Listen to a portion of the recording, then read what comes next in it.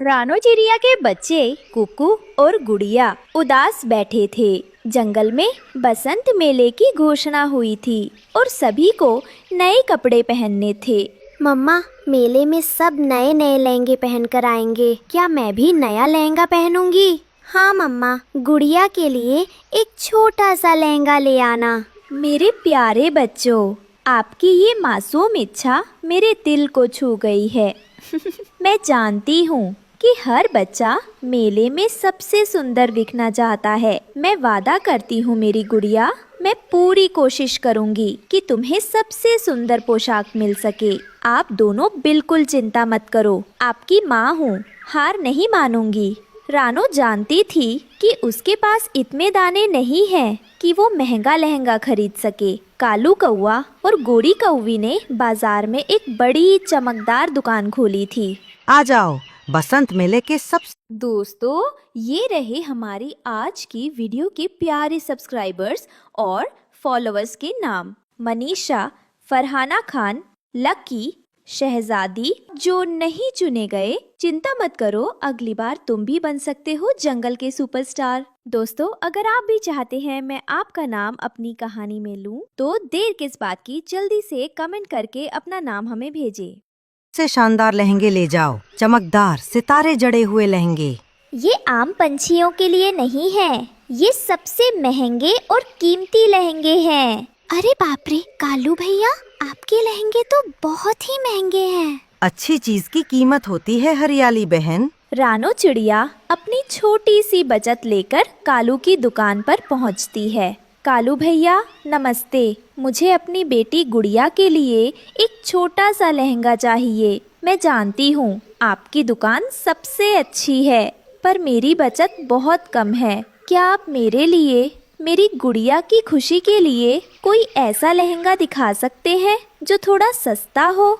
मेरी बेटी के लिए, बसंत मेले की खुशियों के लिए थोड़ी रियायत कर दीजिए प्लीज। सस्ता? रानो, मेरी दुकान पर सस्ता कुछ नहीं मिलता। ये देखो, सबसे कमजोर लहंगा भी 50 दानों का है। तुम्हारे पास 50 दाने हैं? जाओ जाओ, यहाँ से जाओ। ये दुकान तुम्हारे जैसे गरीबों के लिए नहीं है। रानो चिड़िया की आंखों में आंसू आ जाते हैं और वो बेबस होकर वहाँ से लौट आती है। रानो निराश होकर बंटी कबूतर के खेत के पास एक नदी किनारे बैठकर रोने लगती है। रानो बहन, क्या हुआ? आप परेशान क्यों हैं? बंटी भैया, मेरे मन में कितनी उम्मीद थी कि मैं गुड़िया को थोड़ा सा सुख दे सकूंगी, पर कालू ने, उसने तो मेरा दिल ही तोड़ दिया। उसने कहा, ये दुकान तुम्हारे जैसे गरीबों के लिए नहीं है। मैं इतनी बेबस हूँ कि अपनी बेटी की एक छोटी सी इच्छा भी पूरी नहीं कर सकती। मुझे बहुत बुरा लग रहा है कि मेरे बच्चों को सिर्फ मेरी गरीबी की वजह से सिर झुकाना पड़ेगा। हिम्मत रखिए बहन, ऊपर वाला कोई ना कोई रास्ता जरूर दिखाएगा। तभी रानो की नजर खेत की ताजी मुलायम हरी घास और रंग बिरंगे जंगली फूलों पर पड़ती है। उसकी आंखों में एक चमक आती है। रानो चिड़िया बहुत सारी हरी घास, फूल और पतली मजबूत बेलें लेकर अपने घोंसले में आती है। मम्मा, आप ये घास क्यों लाई हो? मेरी गुड़िया के लहंगे के लिए। घास का लहंगा? हाँ बेटी, देखना, ये सबसे सुंदर होगा। रानो पूरी रात जागकर प्यार और मेहनत से उस हरी घास को बुनकर एक खूबसूरत लहंगा तैयार करने लगती है। नदी के किनारे सुहानी दोपहर थी। गिल्लू गिलहरी एक बड़े चिकने पत्थर से दूसरे पत्थर पर कूदकर खेल रही थी और रंगीन तितली पानी के ठीक ऊपर उड़ते हुए उसका पीछा कर रही थी। गिल्लू, जरा संभल कर, कहीं पानी में छपाक मत कर देना। अरे मैं नहीं गिरती, तुम अपनी चिंता करो। तुम बताओ, बसंत मेले के लिए क्या तैयारी की है? मैं तो अपने पंखों पर फूलों का सबसे चमकदार नया रंग लगाऊंगी। तुम क्या पहनोगी? मैं तो अपनी पूंछ को अच्छे से संवार लूंगी, लेकिन मुझे रानो दीदी की चिंता हो रही है। क्यों? रानो दीदी को क्या हुआ?